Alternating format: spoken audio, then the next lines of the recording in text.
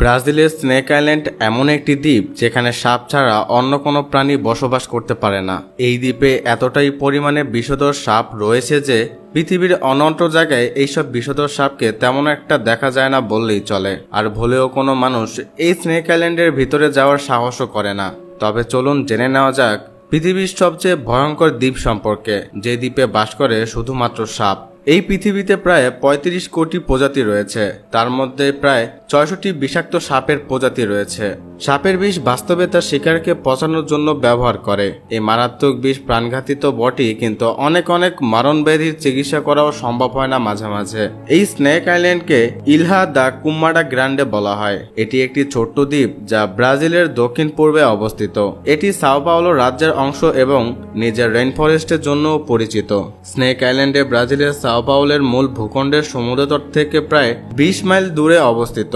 এত দূরে থাকায় তাই সাপগুলি সমুদ্র প্রবল ঢেউ উপেক্ষা করে ৭টে দ্বীপ পর্যন্ত পৌঁছাতে পারে না। স্নেক আইল্যান্ডে প্রজাতির সাপদের মধ্যে গোল্ডেন লেন্স ভাইপার যে সাপটি রয়েছে সেই সাপটি সবচেয়ে বিষধর। এটি পৃথিবীর সবচেয়ে ঘাতক সাপদের অনেকটা নিকট আত্মীয় বলা চলে। গোল্ডেন স্নেক হেড ভাইপার কেবল স্নেক আইল্যান্ডের বাইরে আপনি আর কোথাও দেখতে পারবেন না। এই সাপটি এতটাই রেয়ার যে স্নেক আইল্যান্ড ছাড়া পৃথিবীর অন্যান্য অঞ্চলে খুব কমই দেখা গিয়েছে।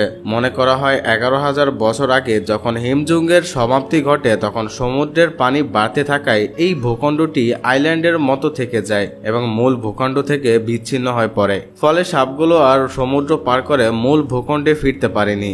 গোল্ডেন ল্যান্ডসেন্ট ভাইপার নিজের মতোই একটি অদ্ভুত সাপ। এটি হালকা হলুদ এবং হালকা ধূসর রঙের হয়। তাছাড়া এর মাথা এবং আকার ও ফেরডি ল্যান্সের মতোই অত্যন্ত বড় হয়। এর চোখ, নাক এবং লম্বা মাথার জন্য এটি অনেকটি সামনের মতো ব্লেডের মতো দেখায়। এইসব সাউথ আমেরিকার সবচেয়ে ভয়ঙ্কর এবং বিষাক্ততম সাপের মধ্যে একটি মনে করা হয় যে ২৫০০ থেকে ৩০০০ গোল্ডেন লেন্স স্নেক আইল্যান্ডের আছে। এই সাপগুলো খাবারের অভাব এবং পরিস্থিতি বদল হতে শুরু করায় এর সংখ্যা দিন দিন কমে যাচ্ছে। দ্বীপটিকে নিয়ে প্রচলিত আছে অদ্ভুত অনেক কাহিনী। সমুদ্রে মাছ ধরতে গিয়েছিলেন এক মৎস্যজীবী। খিদে পাওয়ার খাবারের খোঁজে এই দ্বীপে প্রবেশ করেছিলেন তিনি। পরদিন নাকি তার রক্তাক্ত দেহ পাওয়া যায়। এমনই সব গল্প দ্বীপটিকে ঘিরে রয়েছে। ব্রাজিলের মানুষের মধ্যে এই ধারণা প্রচলিত যে এই দ্বীপে গেলে জীবিত কেউ ফিরে আসে না। লাইট হাউস রক্ষণাবেক্ষণের জন্য একটি পরিবার ওই দ্বীপে বেশ কয়েক বছর বসবাস করেছে। তারা ১৯০৯ থেকে ১৯২০ সাল পর্যন্ত ছিলেন। শোনা যায় ঘরে ঢুকে পুরো পরিবারকে মেরে ফেলে সাপের দল। আবার এটিও শোনা যায় জলদস্যুরা লুট করে সোনায় এই দ্বীপে লুকিয়ে রাখতেন। কেউ যাতে সেগুলো হাত দিতে না পারে সেজন্য কয়েকটি বিষাক্ত সাপ ওই দ্বীপে ছেড়ে দিয়েছিলেন তারাই। সেই সোনার লোভে বারবারই সেখানে গেছে মানুষ, কিন্তু শোনা যায় তারা কেউই ফেরেনি। তারপর সেই সাপের বংশবৃদ্ধি হতে থাকে। কয়েকটি সাপ থেকে কয়েক হাজার সাপে ভরে যায় গোটা দ্বীপটি।